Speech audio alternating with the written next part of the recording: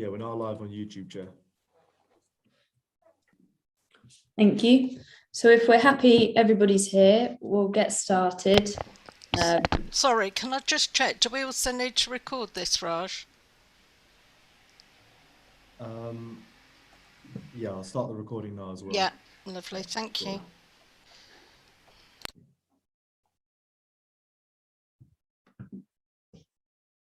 Yeah, we're now recording, Chair. Perfect, thank you. So proper good morning to everybody on a day where the weather doesn't seem to be able to decide what to do. At least we're in the dry. We'll kick things off with agenda item 1, which is apologies. Have we had any apologies? No, I've received no apologies. That's good. Item number 2 is members' declarations of interest. Do any members have any interest to declare? I can see shaking of heads, so I'm going to assume that we do not, and move on to item number 3, which is the minutes of the meeting held on the 22nd of September. I hope you've all had the opportunity to read through them. And are there any comments with regard to the accuracy of the minutes? Councillor Lee? Just briefly, Chair, just to show that I've read them. Point 6, the next meeting date is obviously today, not the next meeting in November. That's all. Point 6 on page 5. Very good. Thank you for pointing that out. So if we're happy with those, we'll accept them and move on to the first substantive item on the agenda, which is a report in respect of Destination Nen Valley Nenscape. So I'm going to hand over to Ian A. Church for this to take us through the report, which is asking us to consider representation on the Destination Nen Valley Board. Thank you, Chair. Yes, as outlined, the purpose of this report is to agree representation on the Destination Nen Valley Strategic Board, but it also provides a bit of context to the importance of the visitor economy sector for Northamptonshire. A similar board will be going to executive next month to make a decision, but keen to have the views of the panel on the kind of wider visitor economy and sector and the role that the council can play in supporting that. Some activities are outlined in the report, which I'll briefly mention. Destination Nen Valley is an important partnership-based initiative. Its aim is to enhance the economic potential and increase the cultural, social, and environmental offer of the area. It's a multi-organisational partnership, but it also works with many local businesses and communities in promoting the area, running events, etc. Obviously, the sector has been significantly impacted by COVID. The 3.2 outlines that 750 businesses in the area had to temporarily close as a result of lockdowns.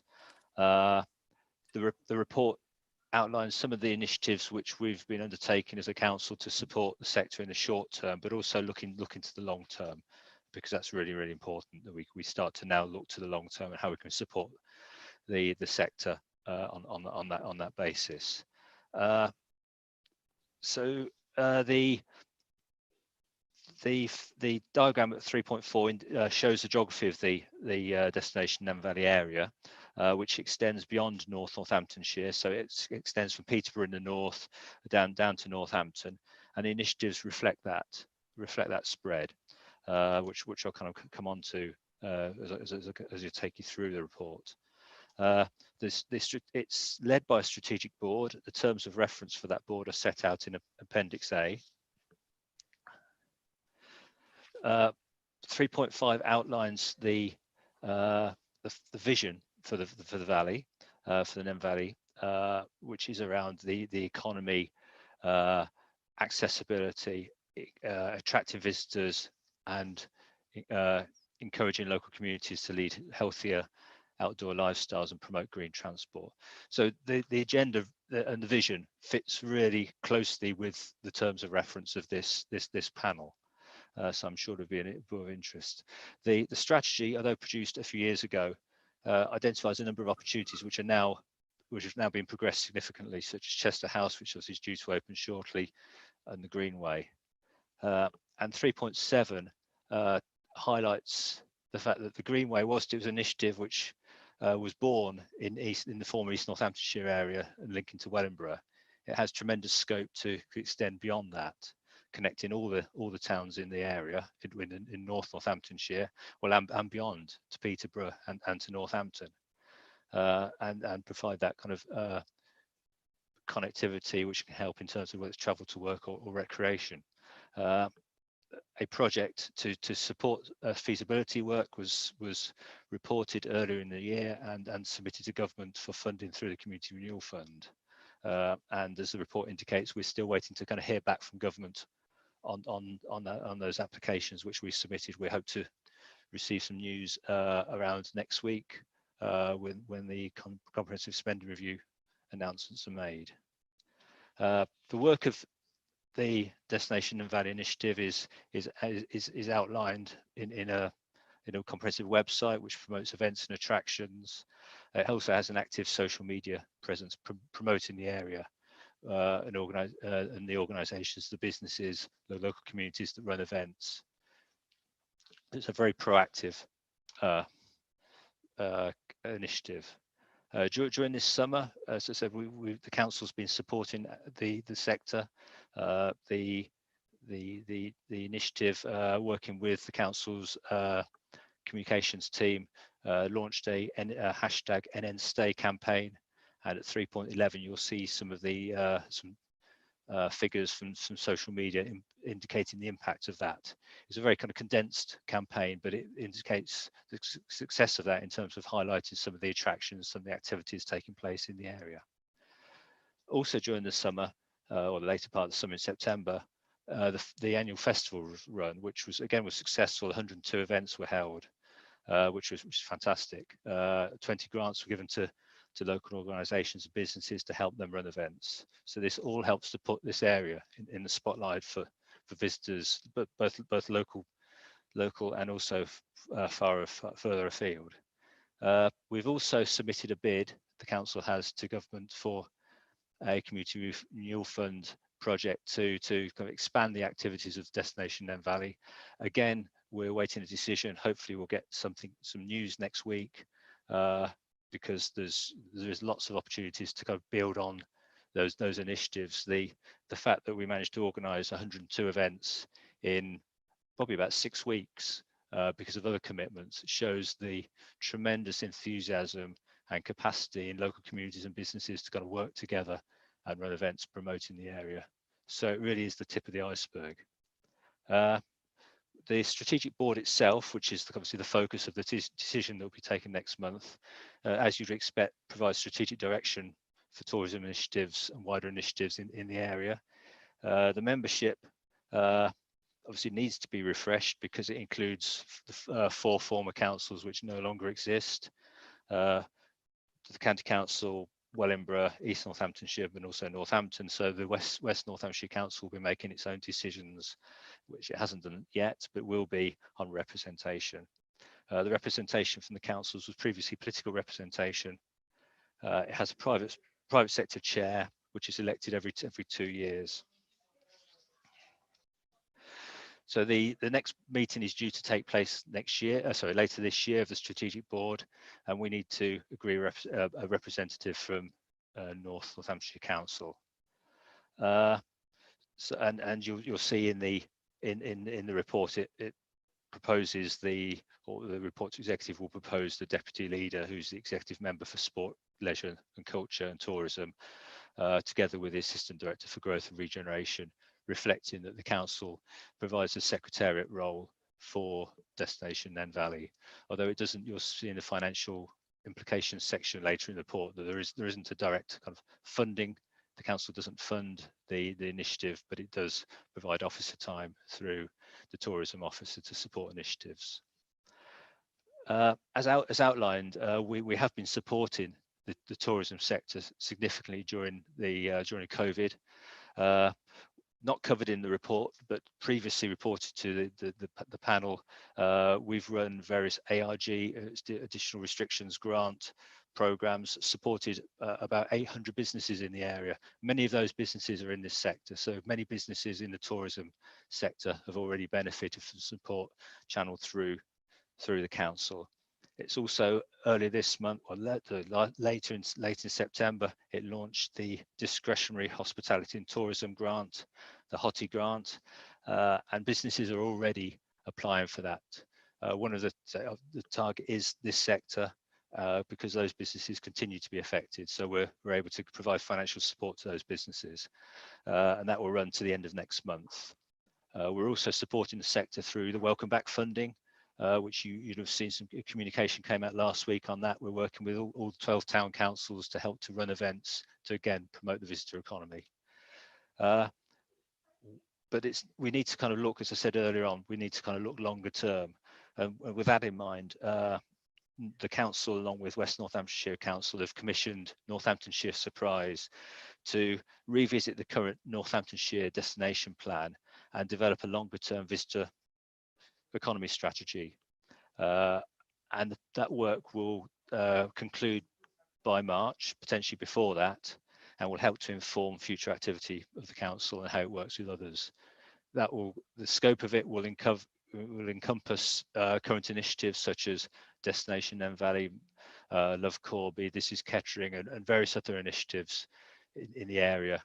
It will also take account of the Dubois review, which is commissioned by government, and they're considering at the moment, which again is covered in the report, and has recommendations regarding destination management organisations. And these are the organisations which oversee tourism in local areas, whether it's the Lake District, London, or parts of North Northamptonshire. So it's recommended a new structure. We'll have to see what the government, whether it accepts those recommendations, but the idea of the work commissioned by Northamptonshire Surprise is that we'll have a kind of a local context, some local analysis with stakeholders to help inform decisions the council makes on how it supports the visitor economy moving forward.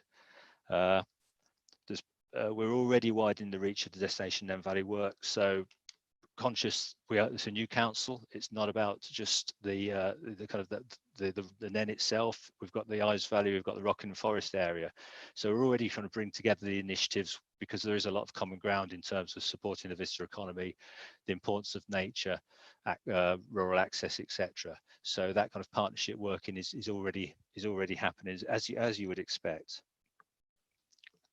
The report also touches briefly on a campaign which hopefully you'd have seen, called Go Northamptonshire. So again, we commissioned a small piece of work by Northamptonshire Surprise to run this campaign along with the West Northamptonshire Council.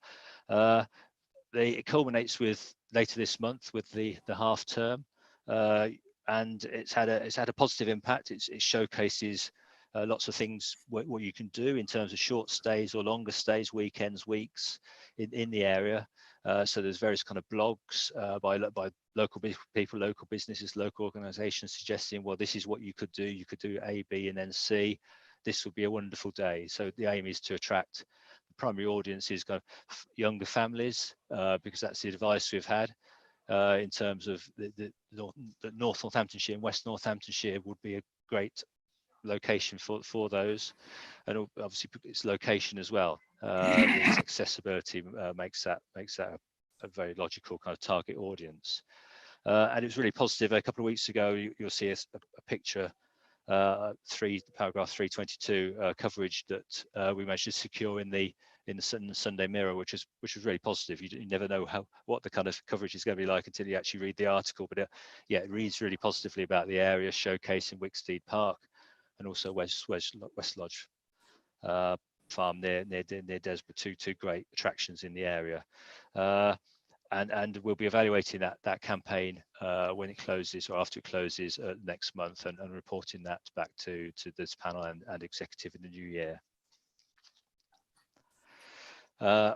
So moving on to kind of issues and choices. Well, it is an important time for the sector. It is a big sector for for this area. We're commissioning some, or looking to see how best we can commission some figures to give us some intelligence in terms of the scale of the sector itself, in terms of the numbers of businesses, the impact it has on the economy, because we need that kind of intelligence to see where we are and monitor the success of initiatives. But it's a really, really important time as we recover from this recession, and we start to support a kind of economic recovery. We also have some fantastic projects which are coming on stream, such as Chester House, which I mentioned earlier, and also the GLAM project, the Gallery, Library and Museum project in Kettering. We already have other fantastic facilities, but there's more to come, and there's also considerable scope. The visitor economy piece of work won't just be about the status quo. It will challenge in terms of, well, what's our vision in terms of visitor economy? Do we have the attractions? Do we have the range of attractions in this area to attract audiences, not just locally, but from further afield? What are the gaps? Is the quality there? Is the visibility there? How do people perceive this area? So it is a challenging piece of work, the visitor economy strategy that we've commissioned, which is due to report by March. The idea is to realise the potential of this area for the visitor economy, which can be a really key sector moving forward. And as you'll see, 5.6 refers to climate impact.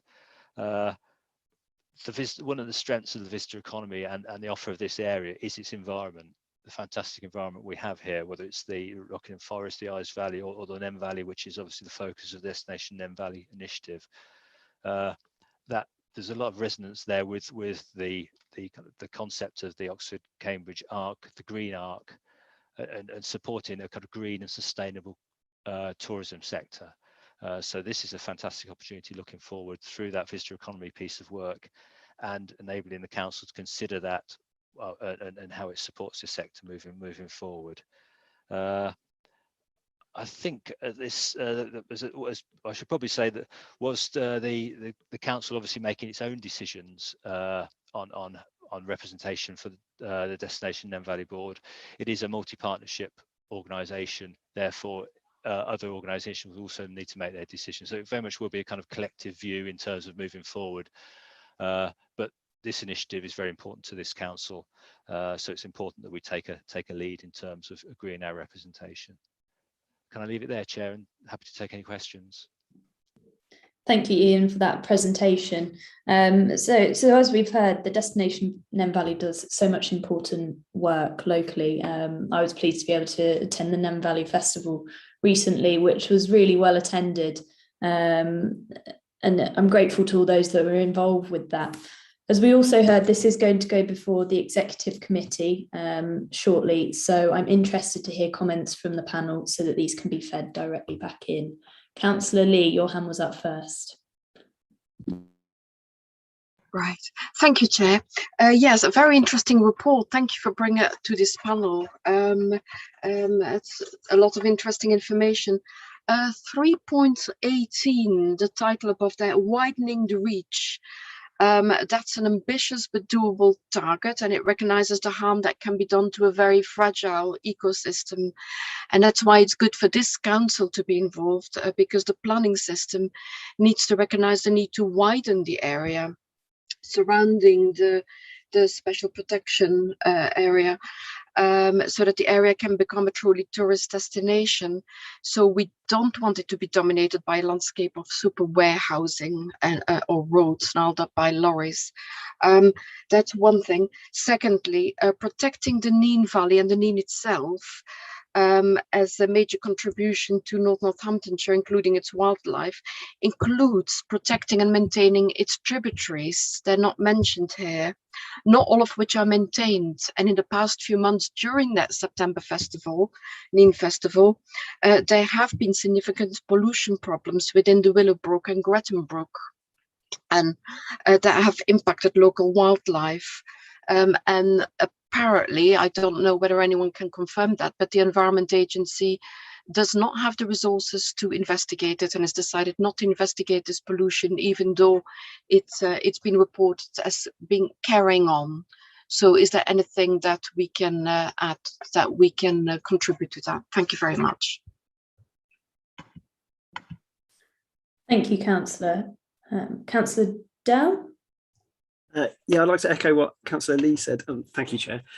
Also, I'm really interested in the greenways. Obviously, active travel and get into these destinations without needing to use cars is brilliant. I was wondering if the greenways, if there's already work been done on the greenways and linking up to the various towns, and if they are then linking into the LSWIPs as well, which are obviously the Kettering one's progressing, and there are plans for the other towns to have LSWIPs as well.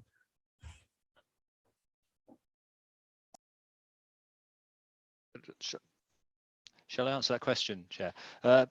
Yes, in terms, the idea is at the moment the greenways routes, various routes which connect mainly along the between Rushdenheim Ferris northwards along the river, although there are kind of branches. The aspiration is to create much more of a kind of a network.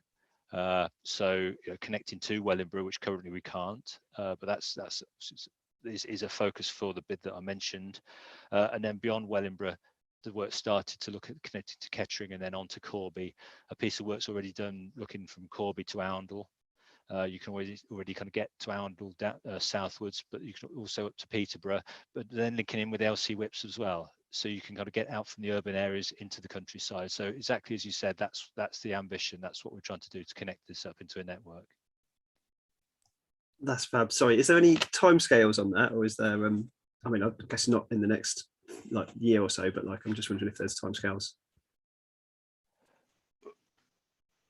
Some of it depends on funding. In terms, the LC whips obviously have their own time scales. But it's something that we'll kind of have to come back to you in terms of a more kind of detailed plan in terms of covering all the different routes. But a lot of activity has already been undertaken. It's joining it all together. But I'll come back to you that in terms of that question. Thank you, Ian. Thank you. Councillor O'Hara? Thank you, Chair. Just a few questions, really. Obviously, it's imperative that we have these open spaces and we protect them, and part of that we've tried to do through the SSP2, which has gone to executive.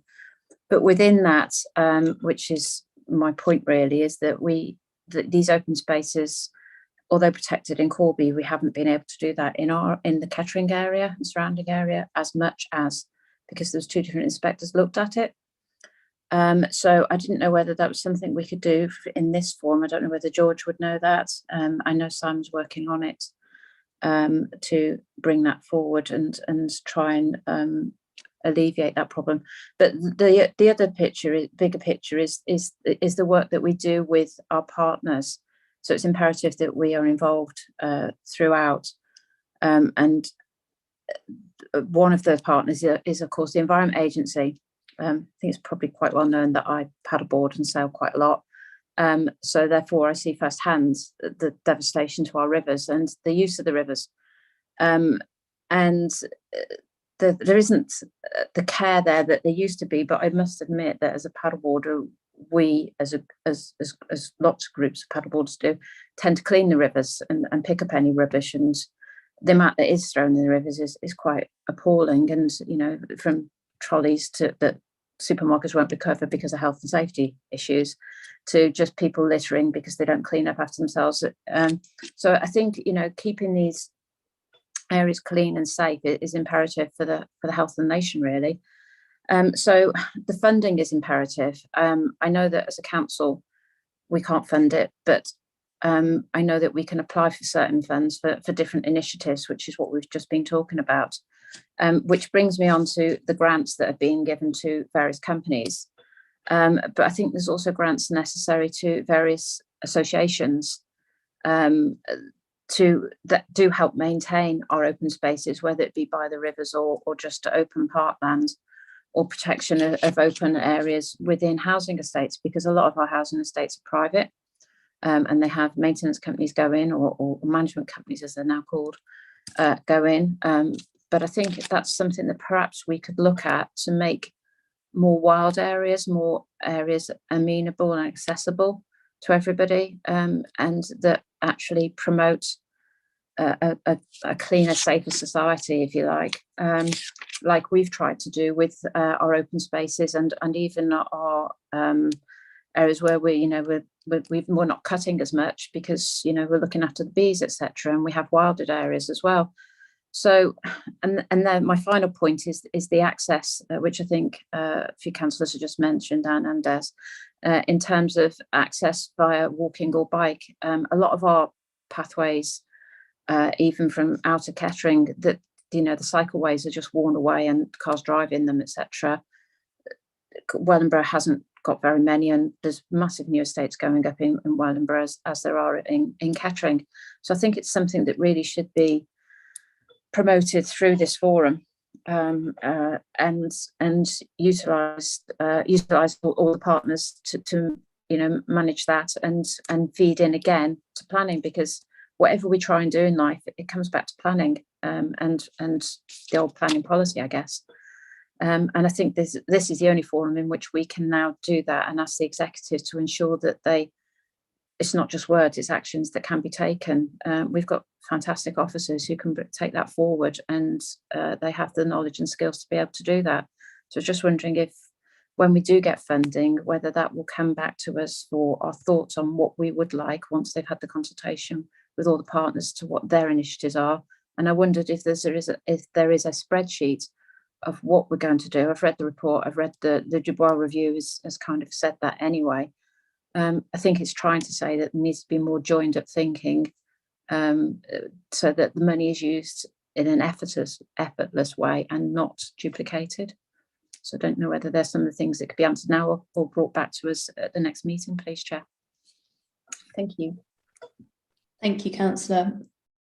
Do we have any feedback on those points raised, or would you like to come back on them?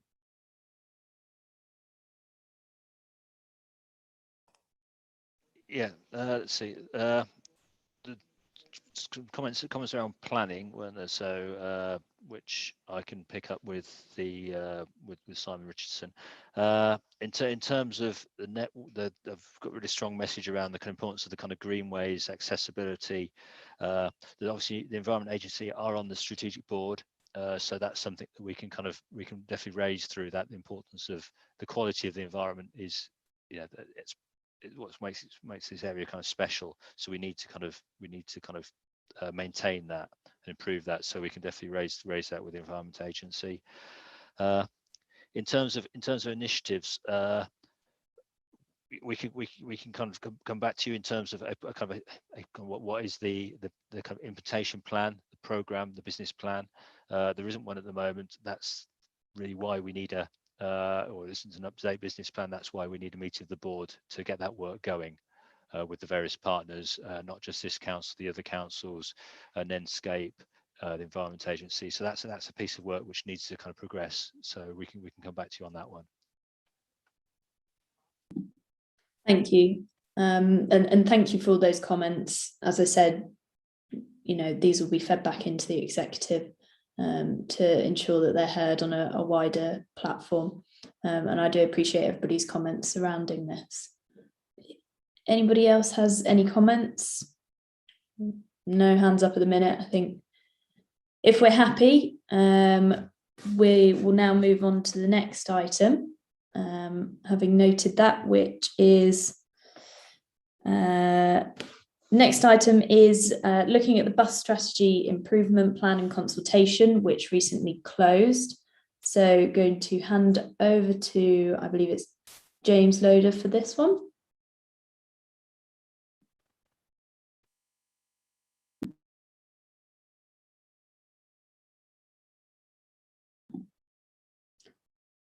Have we got you? Looks like, Chair, we might have a few technical issues, possibly. I can hear James, Chair, but it seems we've got one of those situations where some people can hear him and some people can't, unfortunately. Okay, that's a shame. Can anybody else hear him? I can see a few heads shaking, so it might be that, Graham, you're the only one that can at the minute. I'm not entirely sure how we work around this one.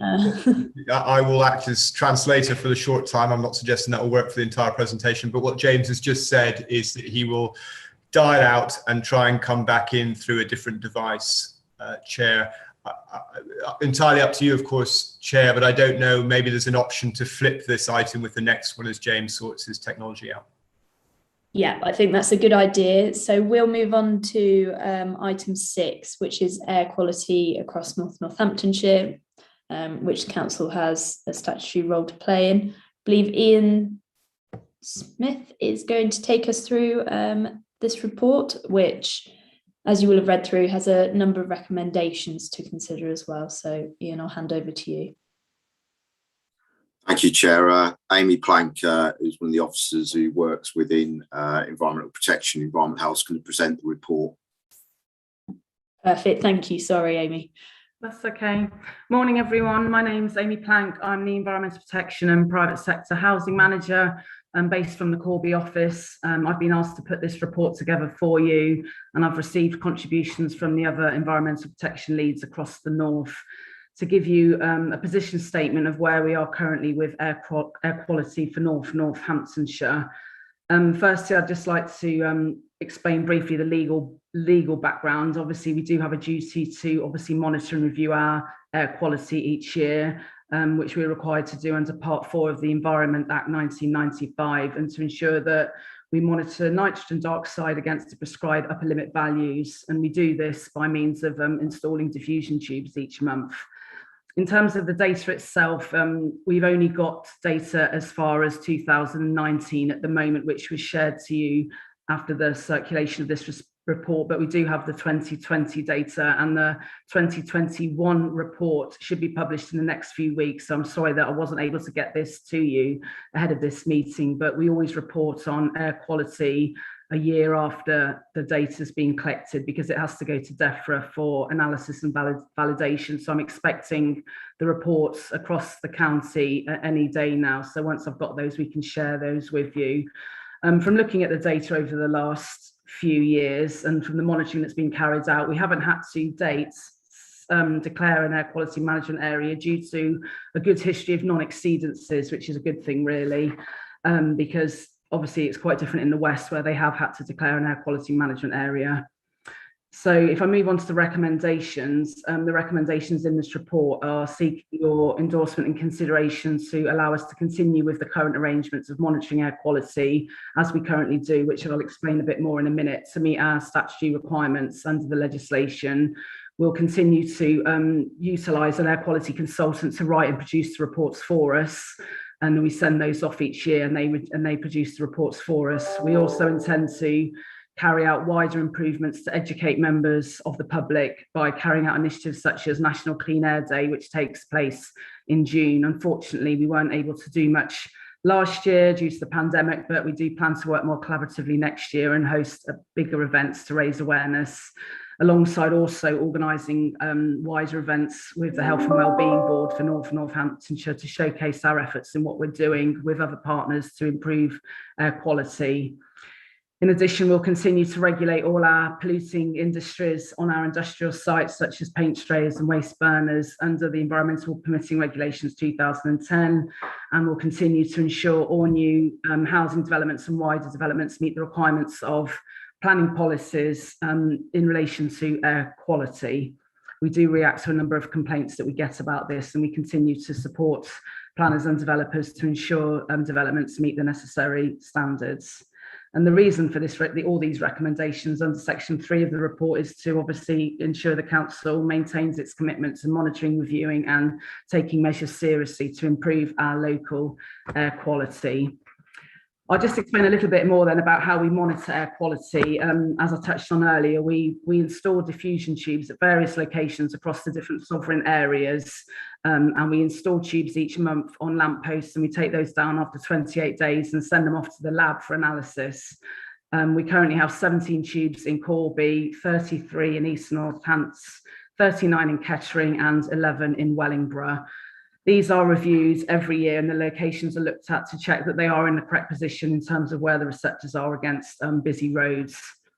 We obviously send off the tubes, as I've said, and we get the nitrogen dioxide measured to check that they're compliant against the national mean air quality objective. And as I've said already, there's a history of non-exceedances, which is good. In addition to that, we also all utilise the East Midlands Air Quality Network Planning Guidance, which is a document that's on the website, which we encourage all of our developers to use to mitigate against emissions. And Wellingborough have gone as far as adopting this as a supplementary planning document, which is something that we're looking to consider to do across the north as well. But this is the key document that planners and developers refer to in improving local air quality.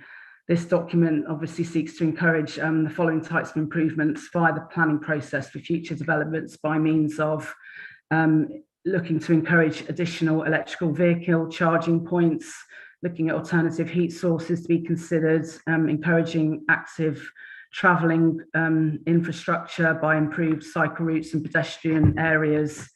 And it's certainly been used when we've looked at sustainable urban extensions in Corby, such as Priors Hall and Weldon Park. Going on to talking about PM 2.5 and PM 10, which is obviously always a hot topic of conversation. We don't directly monitor this at the moment because we don't need to. We've not been asked to do this, and the equipment is quite expensive. Nevertheless, we have previously put bids in for funding to try and get some money to pay for this equipment, but we've been unsuccessful, but we will continue again in the future. The current annual status reports of all local authorities, previous local authorities, have said that we're not high risk at the moment, and the levels and concentrations of nitrogen dioxide suggest that PM10 and PM 2.5 is low. Nevertheless, should that change, we will consider further what measures we can do to buy equipment to monitor specifically against those particulate matters. Nevertheless, collectively across the council, we are still looking at means of reducing those concentrations by the planting of more trees, which reduces the concentrations of it. Again, looking at our planning conditions more and working with developers when there's construction sites and demolition plans in place to ensure that dust is kept to a minimum, by dampening of roads and looking at other planning mitigation measures. We always actively engage with our developers and respond to complaints against any pollutants that we receive. And some of us even have gone as far as putting smoke control areas in place, which prevent people from burning solid fuels by asking them to have approved appliances in place and smokeless fuels. Our licensing colleagues are working with taxi drivers to ensure that certain taxi drivers are restricted by age policy, and some taxi drivers have gone as far as purchasing electrical vehicles, and we'll continue to work in that sector. We'll continue to work in that sector with a forum called Electrifying Northants to encourage more taxi drivers to get electric vehicles, low emission vehicles, and any other grant funding that might be available to help them there. The report talks about each of the areas a bit more in detail, which I've summarised on page 8 and 9, but collectively the feedback is that we have got no exceedances at the moment. Having looked at the data myself, there has been the odd location where there has been an exceedance, but that has been addressed, and it's usually been short-lived due to a short period of building works that's taken place at any one site. And as the results are annualised across the year, looking at each of the locations across the north, there have been no exceedances. So I won't go into each of the areas now, but they are detailed on page 8 to 10 of the report.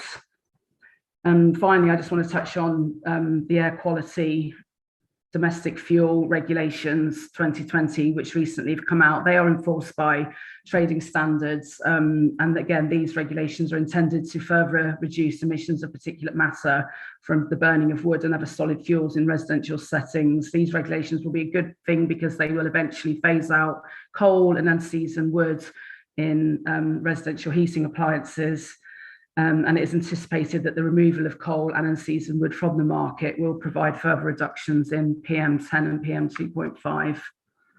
Moving forward, just to say that there is obviously only a small number of officers that work in the air quality area at the moment, and we are looking for future funding opportunities through the DEFRA grant or any public health funding to enable us to do more collaborative working to make better improvements other than the statutory minimum that we're doing at the moment. That is our biggest restriction at the moment, is the few officers available to carry out any meaningful work. But I do want to conclude that there are no significant risks at the moment that have been brought to our attention. Our DEFRA reports are satisfactory. We don't have a problem with poor air quality, so we will continue as we are, but look to implement other improvements in the future to help impact on climate change as well. And that's it for now. Thank you. Happy to take any questions, Chair. Thank you for that presentation. Before we open up to comments, there's just a couple of bits I wanted to pick up on. I thought it was important to note that, as you said, we do have the 2020 data, and I think the panel will be keen to see that as soon as we can. It is encouraging that we don't have any areas exceeding the upper air limits, and clearly air quality is not a standalone area of work. And as a panel, we've already looked at other areas of work that contribute to better air quality, such as tree strategy and expanding electric vehicle charging. So, opening up to comments, Councillor Bone, your hand was up first. Thank you, Chair. Thanks, Amy, for that report. I've just got, you sort of answered one of my questions. It was about the number of staff in the different areas at the minute, but working for the new authority. I don't have to have the answer now, but I think more importantly, I noted the discrepancy between the 4 areas in the equipment. So Corby had 17, East Northants 33, Kettering 39, and poor little Wellingborough only 11. And I just wondered why, and is there an intention to level that out? I lift the bottom one up rather than pull the top one down. Thank you.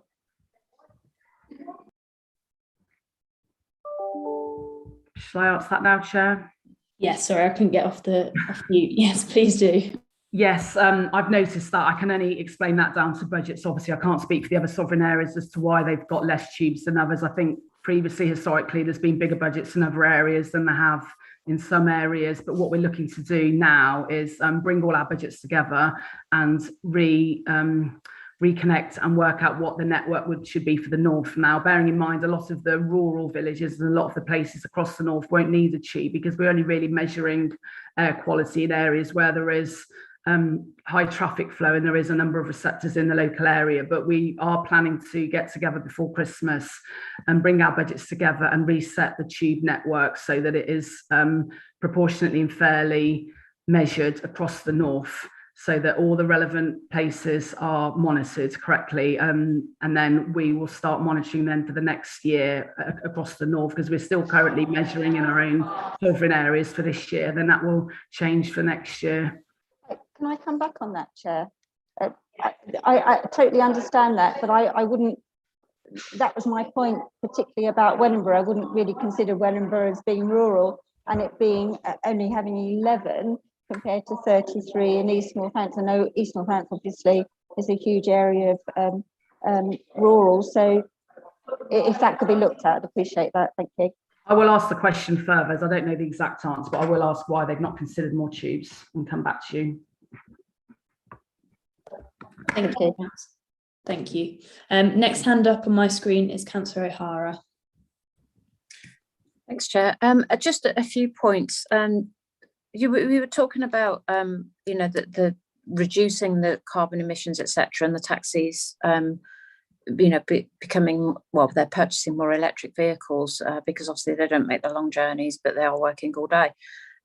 Therefore, have we looked at how many charging points we've got across the county in terms of, across all 4 sovereign areas? Because obviously some of them are privately owned, some of them are in supermarkets and that, but in our own car parks, etc. I know we have been putting some in, but I don't know how many more we have or need.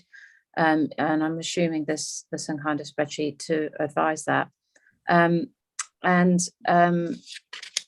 Is there a plan to kind of have a rollout program for them as more people go along and either purchase fully electric or hybrid vehicles? And the other thing is this idea of monitoring the air quality. Obviously, there's bigger conurbations now as we build out more homes with the SUEs coming online, and most of those, well, all of them, have all got gas pipes going in. So we're still putting in gas boilers yet in 2030. We're not supposed to.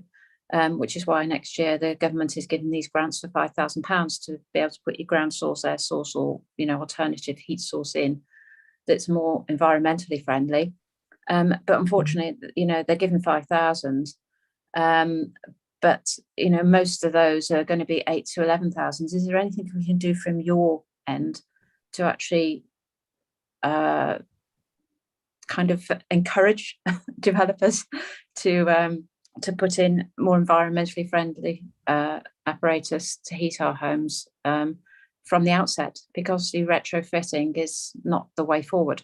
And I think it'd be quite innovative for us and progressive for us if we can do something from every angle, not just from planning, not from planning policy, but from this forum. It's imperative that we can get that across and get that through to the executive so they can help our officers to do that. I think also with DEFRA, they help a lot with the farmers and even with the animals, which they regulate in terms of if you're breeding beasts, that has to be monitored as to their output. And I think if you look at figures that come out in terms of people that are vegetarian and things like that, that has changed. So we're seeing more farmland being sold off and developed, which obviously reduces the output from rural areas. So I didn't know whether there were any figures that would come from that, in the future, or whether they're, monitored separately. But I think that would show a drop as well in terms of how farming has changed. So whether we could look at that as well. And I take Jenny's point over the monitoring stations. I think there needs to be a symbiosis across all our towns to have the same level of monitoring to protect all our residents. So I think that's a piece of work that needs doing kind of sooner rather than later. Thanks for that, Chair. Thank you, Councillor. And just quickly to pick up on a couple of points, and then maybe Amy will come back in on some of the others. In one of the recent meetings of the EAP, we looked at electric vehicle charging points specifically. So there is obviously work to be done around that, and greater detail is being gone into in relation to the strategy around that. But of course, it's an important part of air quality, as we've said. Amy, did you want to come in on any of the other points there, or Ian?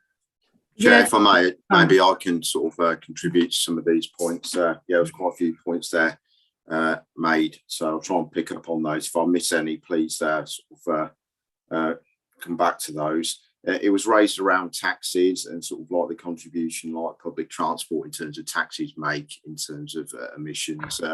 One of the things more broadly that we're looking at as part of a review of the taxi policies is issues around age limits on vehicles and restricting age limits on vehicles on the assumption that older vehicles tend to pollute more. And obviously trying to move with the agenda as well around sort of like encouraging the trade to move to self-charging hybrids and fully electric vehicles over a period of time, such that effectively we can move to a fleet that, at a certain date is effectively on full self-charging hybrid or full electric vehicle with the benefits that will bring. The chair, you've already picked up around the work that I'm aware that is going on around electric vehicle charging infrastructure, so that should hopefully support that move with respect to the taxi trade, move into sort of self-charging hybrids and fully electric vehicles in terms of both public and private charging infrastructure. It was mentioned around this also to do with SUEs and basically gas boiler technology, etc. Yeah, I'm aware that this is a shifting picture nationally, etc. Around this, and clearly we will have to follow the sort of national lead that's been taken around this. We are in a position where we would be able to publicise, support and raise awareness around grants that might be available for this type of technology. And I think there is a need for us to work more closely with planning policy colleagues about how planning policy might be able to support that move to more green technologies in relation to being installed by developers in households. I think the farming points that were made are interesting points. Clearly, things are changing in that area of the industry. And again, sort of we'd be looking to take a lead, I guess, from what the national picture is around this. We don't measure those particular issues locally. Most of our measurement infrastructure is focused at traffic emissions, because that's where we've been required to actually to monitor and put monitoring strategies in place. But that's not to say that these things aren't being looked at and measured on a more sort of macro scale nationally, and clearly we take our lead from the information that's gathered around that more broadly. And just to sort of reinforce, I guess, what Amy said in relation to the previous questions, we are in a period of transition at the moment in terms of trying to consolidate some of the activity around environmental protection, in particular the work that we do around air quality, which includes the monitoring network and how we monitor. You know, in terms of following that through, I would hope that that would allow us to get to a bit more of a balanced position around basically what NOx monitoring stations we actually have out in the community to ensure that, you know, there's a better balance across the whole of the Northants area in terms of what we've inherited from the former sovereign areas. Thank you, Chair. Thank you for that. Councillor Dale, Councillor O'Hara, are you trying to come back in there? Sorry, Chair. May I just ask, in terms of the monitoring stations, obviously with the density of traffic on the A14, A45, A43, are there a density of monitoring stations along there when you, obviously, because we get a lot of standing traffic, and obviously because, especially in Wellingborough and Kettering area at the moment, some roads are closed, so you've got standing traffic there, which will obviously give a skewed view of the air quality at the moment, because they're having to queue because of the works that's being done for all these new SUVs, etc., that are coming through. So do we kind of take that into account, because that will give an untrue figure, for want of a better word, and obviously I guess it would give a view across the day, as opposed to, so in the morning when it's rush hour, etc., obviously the air quality is pretty poor because of the density of cars on the roads and the volume. And then throughout the day, I guess it's different. But it just occurred to me that the A45 is frequently busy. And then when you get out to Rushden Lakes, obviously all the work that's going on there, there's standing traffic, and the density of traffic that goes into Rushden Lakes as well. It's busy. So I didn't know whether that is somewhere that's why there's a density in some areas for these monitoring stations, because we know that those areas are busy. I didn't know whether that would affect how many stations we've got. Thanks, Chair. Thank you. Does anybody want to come back in on that? I'll have to go away and ask colleagues in Wellingborough and Kettering. To be honest, I don't have the answer for that right now. I do believe there are monitoring stations in the ASR reports. It does list where their monitoring stations are, but I'll look deeper into that and ask those colleagues what they're doing around those locations, what they intend to do in the future. In addition to that, Chair, I think that the fact is the majority of the monitoring stations are in urbanised areas, because effectively the issue is about sort of source and receptor pathways. So the issue is about traffic emissions, but also the ability for traffic emissions to actually impact on health. So there's a balance between effectively where we've got potentially elevated areas of concern with potential traffic pollutants in urbanised areas, and also residential communities in and around those areas. So that's sort of the focus of the sort of monitoring and NOx locations. So that's not to say that clearly the points that were raised around sort of traffic congestion on particular traffic routes and sort of temporary situations around roadworks will not impact. But I think the way that the network's been set up, it's been set up to look more broadly around particular urbanised areas and the potential for traffic in those areas to impact on the local population's health that live in those areas. But that's not to say that those issues can't be taken into account as part of a broader review of the network, as part of the work that we've said that we're going to do in the next period. Thank you. That's good to hear that we look into those things, and perhaps if there's some feedback that can come back to members, that would be useful. Councillor Dell, your hand is up next. Thank you, Chair. Thank you, Amy. Thank you, Ian. I just want to stress how serious this issue is. I mean, at the end of last year, there was the first ruling that Ella Adu Deborah was actually had an asthma attack caused by air pollution. And that was the first, it's a historic ruling that air pollution actually was the cause of death for a 9-year-old girl in 2013. Looking locally, the British Heart Foundation at the start of last year put a report out saying that 1,700 people could die of air pollution in the next decade. A colleague of mine has drilled down into the figures, and there are 2 sites in particular, site 1 in Wellingborough, which has exceeded the threshold of 40 micrograms per cubic metre in 8 of the 9 months of the data available.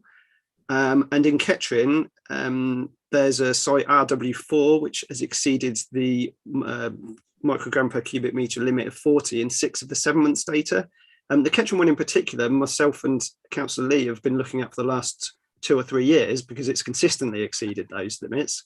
And there's a quote in this that says, where an exceedance is considered likely, the local authority must declare an air quality management area and prepare an air quality action plan, setting out the measures it intends to put in place in pursuit of the objectives. So that's where it's considered likely. So if there's this historical data that exists, that we know that those areas are going to consistently exceed the legal limit, then I feel there should be an AQMA put in place, or at least looked at. I know Amy said she can't drill down on the figures for Kettering and Wellingborough, but it's worth noting this. I mean, even in Rushden, there's a couple of sites that are there's high reading from diffusion tubes on the main roads running through the centre of town. And there's lots of January, February, and March and November readings. Obviously, the figures from last year you'd hope would be less due to the lockdown. But if we can get the figures from this year to see if they've bounced, if they're the same as they were, then I think we need to really do something about this, because 40 microgram per cubic meter is a lot of NOx, and it needs something doing about it. This is quite serious that it's happening in these 2 areas specifically.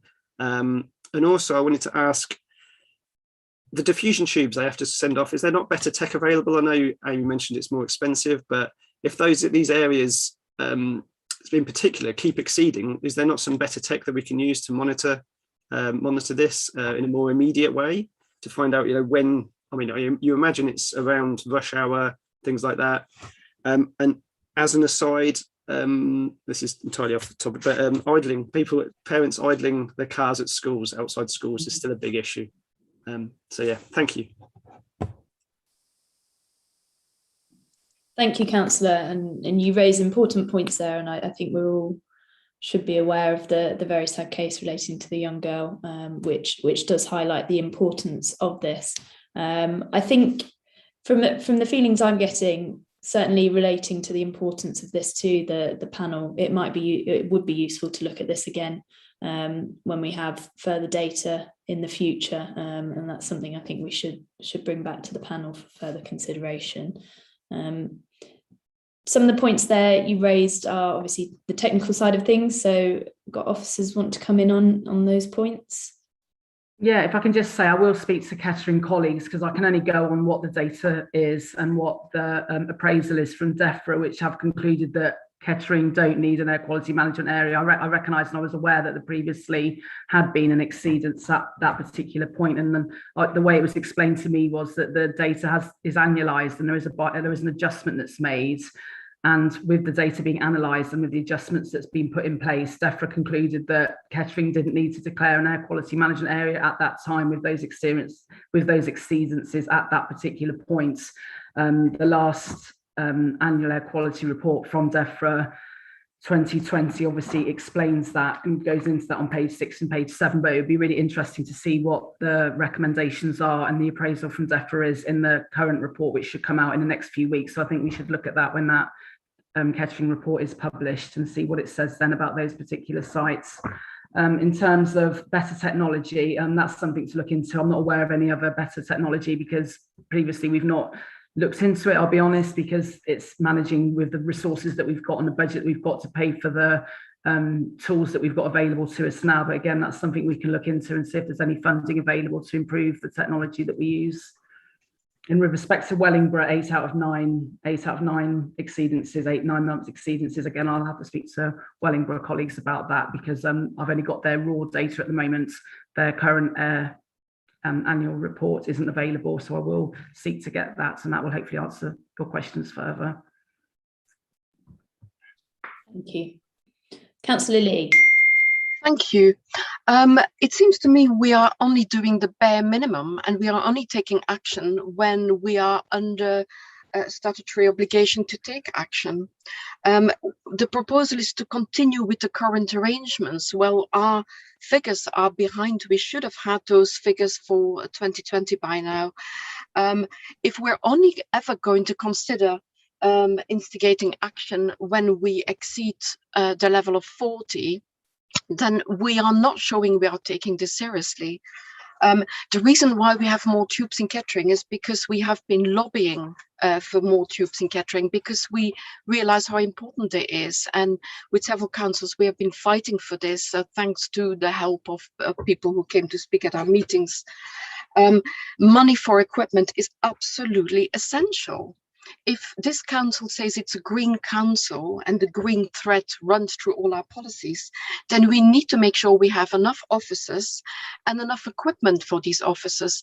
There is equipment. I mean, we've been told that an application was put in for equipment to do maybe on the spot checks or other equipment apart from these tubes, but the bid failed. Well, then it's up to this council to buy that equipment and to get those officers, because otherwise we are a little bit like the three monkeys. Hear no evil, speak no evil. Well, you see no evil, hear no evil, speak no evil. As the officer says, we haven't been alerted to problems. Well, no, because we're not carrying out enough checks. So I do think it's important for us to have sufficient officers and to make money, to free up money to buy that equipment, because there was no money available for Chester House estate, but we have still chosen as a council to do this. So that's just my view. I mean, and also under the recommendations to continue to regulate polluting industries, we've had very little information about how many incidents we've actually acted on. We already know from the Environment Agency that the resources are not always available to prosecute the polluters, and I fear that that is the case in North Northamptonshire, in our county. So we've got to start taking this a lot more seriously, because we're just dealing with it a year to 2 years in advance, behind at the moment, so with a backlog of 1 to 2 years. Thank you, Chair. Thank you, Councillor Lee, and I hear your points. What I would say is, as we've highlighted, we are, making strides in areas that proactively contribute to air quality, whether that making that better, and that's something we need to push forward. For example, as we've said earlier, tree strategy, electric vehicle charging, cycling and walking, and really promoting that. And that is really important. With regard to resourcing officers, etc., that's something that is being proactively looked at and worked on. I don't know if any of the officers wanted to come in on some of the other points there. I can certainly pull together data for you if it would be of interest, of the number of policing instances we've had. We do have a number of installations that are regulated and permitted across the north, and as far as I'm aware from other DEFRA returns that we do, we haven't had any pollution instances in a number of years from the installations that we regulate. We do obviously get a few complaints from time to time from various construction sites and such, and we do react to those and take the necessary enforcement action. But that data is available, but I believe the numbers are very low. Thank you, Amy. Thank you, but can we not add to the recommendations that this panel proposes to buy more equipment, to allow the officers and to recruit more officers? It's in our corporate strategy that we were going to round schools, visiting schools, to teach children, teach the residents about the risks of air pollution and what they can do about it. But the 2 officers we had are no longer working for us, who were specifically doing that. So we need to walk the walk as well as talk the talk. Thank you. Thank you, Councillor Lee. Look, what I propose that we do is I think we've made some clear notes on the comments made by the panel on this. What I would like to do is feed these back to the executive so that they can look at this. I've also said that I would like us as a panel to be able to look at this again once we've got the fuller data, and so that we can drill down into the comments that have been raised by the panel and consider them again. I think it's important that we have been able to look at this as a larger authority now, so that we can see the baseline that we're coming from with the different councils and the sovereign areas, and so that we can then come back in greater detail and look at this afresh to make sure that we are doing all the right things for local residents. So looking at that, I think we've got the recommendations there and the points that I've highlighted there about looking at this again. So if we're happy to do that, I'm grateful to members for their comments, which have been noted, I can assure you. And Chair, may I suggest, because there have been a lot of very valid points raised. I think, as you say, when we get the 2020 figures, we'll bring this back to the panel, but we'll also make sure that we come back with responses to the questions that have been made. And the challenge that's been put down, which is a fair challenge, I think is fair to say. I think all I would say, which echoes your point, Councillor Pentland, is we've brought different approaches and different areas of emphasis around air quality management from the previous councils, and obviously quite rightly, what we've got to do as a new council is create our own emphasis and focus on this. Because just using something as in terms of a benchmark, in terms of the number of the tubes that we've got dotted around the Northamptonshire footprint does vary, as has been flagged by a number of members, and clearly we need to look at that. But first of all, see, are they still in the right place? Question mark. And then secondly, picking up on the point that I think Councillor Della's raised, that actually is there a better way of doing that? We need to take a steer from DEFRA.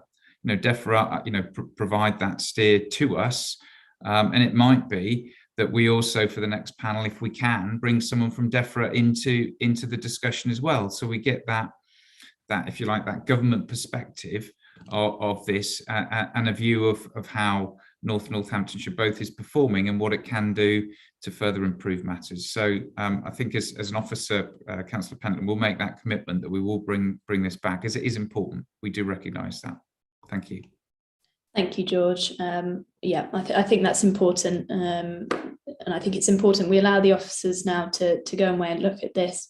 And I don't doubt their commitment to this, and then let's come back and really look at this in some more detail, having had this important discussion. So thank you, everybody. So I think we're going to move on to the reverse item, the item we flipped there, which is the bus strategy. Hopefully technical issues are now solved. So I'll hand over to James. Yeah, hi, good morning, Chair. Can you hear me now? Yeah. Excellent. Yeah, sorry about that before. Yes, there is a long-standing issue with Zoom where some people can hear me and can't on that, but I kind of hope that had gone away, but clearly not. So good morning, everybody. Thanks for the opportunity to talk to you this morning. I'm afraid I don't have a camera, so it's just my name on there, but myself and Graham Kane have put together a brief presentation that hopefully technology permitting I can share with you now. So if you just bear me 1 second while I get that ready. I hope. I'll better it. There we go. Can everybody see my screen? Yes, James. Yeah, wonderful, excellent. So brilliant. So this is about the bus service improvement plan. So I'm James Loader. I'm sector leader transportation. I work for West Northamptonshire Council, but we're a hosted service, so we look after North Northamptonshire as well. So a bit of background on this. So this stems from the government's published national bus strategy called Bus Back Better. Came out in March of this year. It's the first time there's been such a thing for England as a whole. The bus industry has been deregulated since 1985. Essentially, we have at the moment very, very sort of little control over the real specifics of the commercial bus network at the moment, and that's sort of something that, yeah, in general terms, the public don't really appreciate sometimes that's the case. But this gives us an opportunity to sort of form an enhanced partnership with bus companies that allows us to try and move things forward, to put things in place that improve the offer for the travelling public. So there's a £3 billion fund that's available during this Parliament. Clearly, not all of that's going to be for sort of things like service, and very specific service improvements. There's a lot of things in there around sort of infrastructure and that sort of thing. But that there is certainly a pot of money to be allocated over the next sort of four or so years on that. We had to commit at the end of June to forming an enhanced partnership, or introducing bus franchising. We discounted bus franchising. That's something that in my opinion, really applies to larger cities. Really, I think Cambridge are looking at it, and Manchester are looking at it, and I think possibly Oxford. But I think in general terms, areas with smaller towns, market towns, are best to try and at least initially enter into that enhanced partnership. So we did that. The executive agreed that in June, and at the end of this month, we have to publish our first bus service improvement plan. And the first, or the final draft, I should say, was ready on Monday of this week, and that's been circulated internally. It's gone to Councillor Lawman. I think Councillor Pentland, you've seen a copy of that in the last day or so. It's going to be an annual thing, so there'll be another bus service improvement plan next year and the year after. It's something that can be reviewed annually. So this is very much the first stab at this, and then we can build on the key themes and the successes and the new opportunities that come forward as we go. So we have recently finished a public consultation. It's quite an extensive one, so there's quite a lot of data to go through, but I've got some initial feedback from that here that I can share. So in the North Northamptonshire area, there were over 500 responses received. And I think the key thing that I took from having a look at that is that almost everybody who responded, and I think that's all but about 7 or 8 people that responded, said that there are occasions when they would have used a bus but either couldn't or didn't for a number of reasons. And I think when you look at some of those specifics I've put in there, 55% of those people said that because there's no bus to their locality, their village, their settlement, 30% of those said there was no bus at the right time. And you can really possibly lump those two together in saying that some villages have maybe buses once a day that don't particularly well cater for work or school or whatever. Actually, multiple answers were possible here, so this doesn't add up to 100%. If anybody's doing that quick sum, it does go over 100%. And there's other little things in there, like buses being too slow, 16% of those. And a small number, actually, a surprisingly small number, said cost was a barrier. I expected that to be a little higher. And there's some people saying COVID, so obviously we're not quite out of that whole idea of avoiding travel as the message was sort of last year. People are still sort of avoiding public transport a little bit. In terms of journey purpose, so leisure and social was the busiest reason. Shopping was the second busiest. Work was the only around a quarter of the people were saying work, but I think it's probably, as we drill into it a little bit further, and I say there is more work to do on this, I do wonder if we are capturing people who currently use buses as opposed to people who would use buses, and maybe when we actually do some work on trying to engage with people through enhanced partnership, we might find that there's a greater number of people who would use it to work if they could, but there is no offer around at the moment. And I think importantly, around a third of respondents said that they would consider demand responsive options. So those who can remember it, there was a Call Connect bus service that served a part of the North Northamptonshire area around Oundle, Thrapston, and it still serves a little bit around Kingscliff, Easton on Hill, that sort of part of the old East Northamptonshire area. And I think that's an important thing, because it gives people the flexibility and does give us something we can potentially work on towards that. And I think, as you can say, 4 out of 5 people said that if there was buses were improved in some way, they would travel more or consider travelling more. And things like end-to-end accessibility and information are things that people highlighted as things that they would like to see improved. More bikes on buses, more pushchair spaces, and more electric vehicles or environmentally friendly vehicles were things that came out in, generally around at least a fifth of respondents that we'd looked at so far. So there's a bit more work to do on that, but that's an initial thing that we just wanted to share with you quickly today while we had it. So our current funding offer is that there is no supported bus budget in Northamptonshire. That budget was withdrawn in 2018 when it was managed by the county council. We do have a grant that comes from the government each year, and with a one-off grant that came last year as well to try and sort of support bus service. Well, I guess why they developed this plan, and that amounts to around sort of 160,000 pounds a year that we spend at the moment on supporting a couple of rural services that essentially have been withdrawn by commercial operators since the budget reductions in 2018. There's obviously Section 106 funding. We have our obligations to support concessionary travel and reimburse operators for that as well. So there are a few funding packages, but there's no dedicated bus support budget at the moment. And this does potentially give us the opportunity to review that and to have some funding from the government to help us do that as well.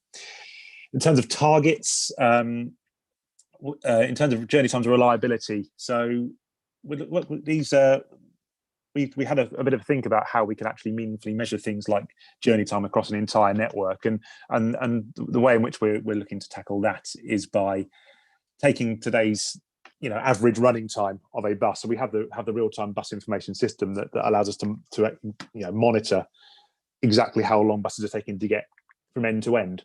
So we're looking at that in two ways: the actual journey time. So we're looking to make sure that bus companies don't have to put more time into services to keep them on time. In effect, is what we're saying there in that first one. And in terms of reliability, we're looking at the number of buses that can arrive within a tolerance either side of their average journey time. So if a bus on average takes say half an hour to get from end to end, we would want to see that in 90% of those, at least 90% of those instances, that can do it within 5 minutes of that, because that drives punctuality forward. If bus companies can know exactly how long it's going to, have a much better idea of how long it's going to take them to get from end to end, that improves passenger confidence but allows them to drive reliability without having to put more journey time into that. In terms of passenger growth and customer satisfaction, so unfortunately COVID has driven numbers right down. The next slide will show you that a little bit more detail. So we have got a bit of work on our hands to try and build confidence and usage back into that. We had a local transport plan target of a 50% rise from 2012 to 2031. We have gone backwards from where we were in 2012, so we have got again a task in hand to try and meet that. But that reflects on the next slide as well. Actually, you can see at the bottom there, we're looking at trying to increase bus usage by 70% from the 2018-19 base year. So this next slide shows us bus patronage in Northamptonshire. So you can see actually since 2012, 2013, usage has sort of gradually declined. It's not massively lower than what it was, but it's about 10% lower than what it was at the start of sort of that measure period. And you can see the orange trajectory is where the original local transport plan target would have taken to us. Usage, as the green line shows you, we haven't got the 2020-21 figures yet. That will usually comes towards the end of the year when the government's done its analysis on that. The DfT's done its analysis on that. But the green line's anticipating roughly where we are, which is around 65% of where bus usage was pre-pandemic, which is quite a drop. We've got quite a steep green curve there, but that's our sort of ambitious target to try and drive patronage forward on bus services. So some of the emerging themes, our view of the network is it's sort of an appropriate network structure is the way we'd sort of say that. So one of the things the government in their strategy did suggest is that there might be some opportunity to sort of almost rip the network up and start again. And I know some authorities have done that, particularly where there's sort of rather complex networks or multiple operators on networks and that sort of thing. We feel that sort of the balance of the network is about right, but we just obviously need to do some work to try and improve specifics of that and plug some gaps. So, rural services comes to mind in that one. As I say, 55% of respondents to our survey said that there were no buses where they lived, which is why they didn't use buses. So that's something to really focus on. And gaps in where there's no provision in evening and Sunday services. It is a bit patchy, and we have feedback from people trying to get to work at Kettering Hospital, work at places like Rushton Lakes, or even some of the larger out of town warehousing employment areas over in Thrapston or Rawns or north of Kettering. Just trying to get more buses out of hours and on Sundays to facilitate those potentially. And responding to the growth and new development. So we do work proactively with our development management colleagues and planning colleagues to try and bring in Section 106 contributions to improvements of bus services, and we have a funding coming in through that, and we obviously need to keep doing that, especially as growth is continuing across the entire area. In terms of bus priority, so 68% of passengers in 2017 from a survey that Transport Focus did in our county. It was a Northamptonshire wide survey, obviously back then in 2017, but they were satisfied with the punctuality of their service. And I think it's important to say that in general terms, only around 6 or 7% of buses do run late. It's a perception that they are more unreliable than that, but I think probably what we'll find is it's specific routes that are unreliable, or at specific times that they're unreliable, that we need to work on. But in general, buses I think are more reliable than the perception might suggest they are. One thing that we're keen to do is to try and manage the impact of road works and reducing their disruption where that's possible. So we've worked up a framework or an approach to try and better coordinate that, and to make sure the impact is understood by those planning the work. So I think sometimes that's a bit of a barrier, that the impact isn't necessarily understood. Some roads that might appear to be key ones actually aren't particularly key in bus terms, but ones that appear more minor actually are pretty disruptive for buses. So it's trying to bring that together.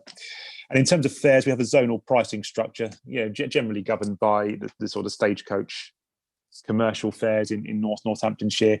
That does result in some things like cliff edges, where you can get to the edge of a zone and all of a sudden you're finding you're paying a much higher fare all of a sudden. So we're looking at ways to sort of address that. And in terms of sort of support for lower paid workers, one thing that I'm keen to try and explore is the idea that you have, in order to get the best value ticket, you need to buy a monthly ticket in advance. That's the best value fare you can get out there. But of course, for low income workers and maybe young people as well, going to college or wherever, that's an awful lot to outlay up front. So it's to try and find a way to smooth that for them, and so they can get the best value without having the big outlay up front. And that might just encourage some more of those folks to be able, or make them able to use buses, not just encourage them to do it, make them able to use buses in the first place. Looking to integrate with the local, cycle, or the LC WIPs, the local cycle and walking infrastructure plans, where that's possible, and also work on information. So at the moment we do have a website that links to information. We do have maps that we produce, one that covers Kettering and Corby, and one that covers the area centred around sort of Rushton Lakes, including Rawns, Earthlingborough, Rushton, Hyam Ferrers and Wellingborough. But to try and expand those and make sure they stay up to date, and looking at, again, bus stop publicity. So at the moment, bus companies tend to do their own publicity. We're exploring whether we want to centralise that again. We used to do it before my time here, but 10, 15 years ago, we used to do that. And do we want to do that again? Real-time passenger information, so these are the digital displays we find at key bus stops. We've put a bid in there, in effect, in the bus service improvement plan, to expand that out across the area. More digital displays at key stops, and more solar-powered and sustainable displays in rural areas, I think is a way to go. So we're looking at expanding that. In terms of bus quality, so we're looking to run a feasibility study in the potential of expanding the number of electric vehicles, or introducing electric vehicles into the area. So one of the big barriers to that is the infrastructure around around buses at the moment. So if you think of the biggest bus depots in the area, you know, they're old. They might not be the buildings themselves are old. They might not be able to be adapted that easily to have mass charging of buses. The infrastructure, electricity grid might not allow that. So we're going to do a feasibility study in partnership with our main operators, and it may be that new locations for bus depots and things like that are what's needed. But it's trying to work through that with a view to introducing, particularly on the services that are centred in and around the urban areas, the towns, to try and do something with that to improve the vehicle quality and the emissions standards. We need to set up a bus passenger charter, so that's something the bus service improvement plan requires us to do. So we are working on that. It's to try and set out what passengers can expect from us and from bus companies, and what we will do for them, and the level of service they can expect in terms of addressing issues and working forward. And review of things like safety features and what infrastructures at bus stops to try and make people feel safe and in a safe environment when they're waiting for their bus, particularly after dark. The general environment that you're travelling from needs to feel as safe as possible. And sort of demand responsive transport. So again, 32% from the survey said that they would consider that. So there is a small demand responsive service up in the sort of the King's Cliff, Easton on the Hill sort of area of the area. It takes passengers generally into Stamford and Peterborough. There is the Welly bus, the Shire Community Services bus, that centres around the old borough of Wellingborough, and does take people into Kettering on certain days of the week. So it's just building on those really to try and see if the restoration of a bus subsidy budget can help us grow those, and indeed put in sort of fixed route buses where that may be needed. So there is £3 billion of government funding over the Parliament. We're obviously not going to get all of that, but we hope to get some of that to try and drive things forward, and we should find out our first settlement on that early in the new year, in time for us to start making plans for the subsequent year. And I say the BSIP will be renewed each year with the opportunity to get more funding after that. There's other DFT funding, so things like Zebra for electric vehicles is something that we're hoping our feasibility study will feed into and allow us to put in a strong and well thought out bid for that. We've got the annual revenue funding that the council puts in at the moment, so that is little bits here and there to help support bus services around. We've got things like publicity budgets that we do, and what we currently top up with, things like the concessionary fares reimbursement, and of course Section 106. We're quite thorough in our approach to that, and we always try and make sure that developers are contributing to improving the bus offer in their vicinity. So just finally, our next steps, the BSIP is going to be circulated more widely at the end of this week, and we need to publish it as required by the FT on the 31st of this month. Unfortunately, there wasn't an executive during October to allow us to take it to that, but we'll go to the next executive to get formal approval on the 18th of November. So I think that's the end of that. Yes, that's the end of that. So yeah, happy to take any questions. Thank you, James, for that presentation. Have we got comments from members on this? Councillor Dell. Thank you for the presentation, James. It's really good to see the response, like over 500 responses to the consultation. That's great. It'll be interesting to see that when you've drilled down into that. Regarding the funding, I recently visited Nottingham and found that their bus network is amazing. Like, I went onto the website. It gave me a little map of where to get to the nearest bus stop, which bus to catch, and I think it was 10p to get into the town centre for that bus. Obviously, if we're not aware, I think Nottingham have done quite an intriguing model in that their businesses that have got over 10 parking spaces pay £400 a year for into a pot, which is then used to fund the tram network, and the buses, subsidise the buses.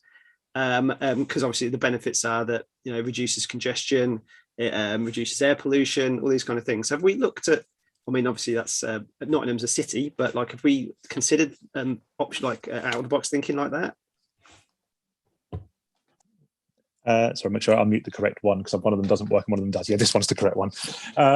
Yes, yeah. I mean, it's not specifically in the way Nottingham is doing that, but one thing that I think is key here is the level of engagement that the enhanced partnerships and the bus service improvement plans do facilitate. So having operators actually signed up to this formally and to get them in the room together is an important thing we can do. And I've been watching what other areas have done. One thing that Oxford also did when they had a demand responsive transport pilot was to engage directly with businesses as in a sort of the same way that you're suggesting, or a different way that you're suggesting maybe actually, but to try and get them on board and try and drive usage directly through them, and to try and get them to contribute towards services. So that's something that I'm keen to do. We're looking to put together a sort of a passenger board or a representative board that actually, rather than the traditional approach to this would be to have a user group, which would be,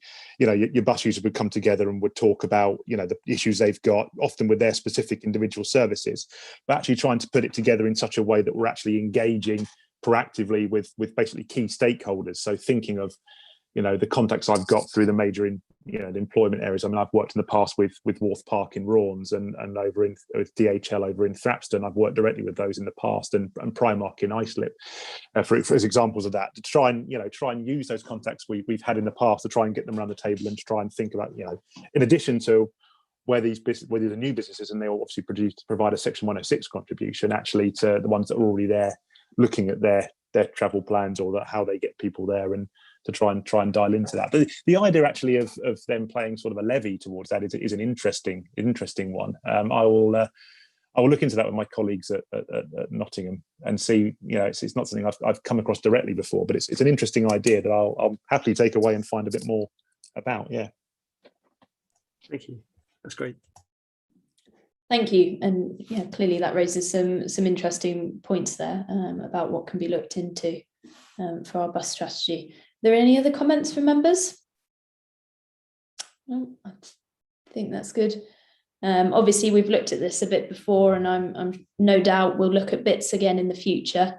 But it'd be really interesting to see how this all develops out to ensure that we can encourage more people onto buses and to really make the system work for the bus, as many people as possible. So thank you. That concludes the substantive items of the agenda for today. So the date of the next meeting is the 17th of November. Thank you to all the officers for their input today. It's been really, really interesting, the information that you've brought to us. And thank you again to members for what, as always, is really good debate and really important. So thank you, everybody. And I think it's stopped raining, so we can enjoy the rest of the day. Thank you.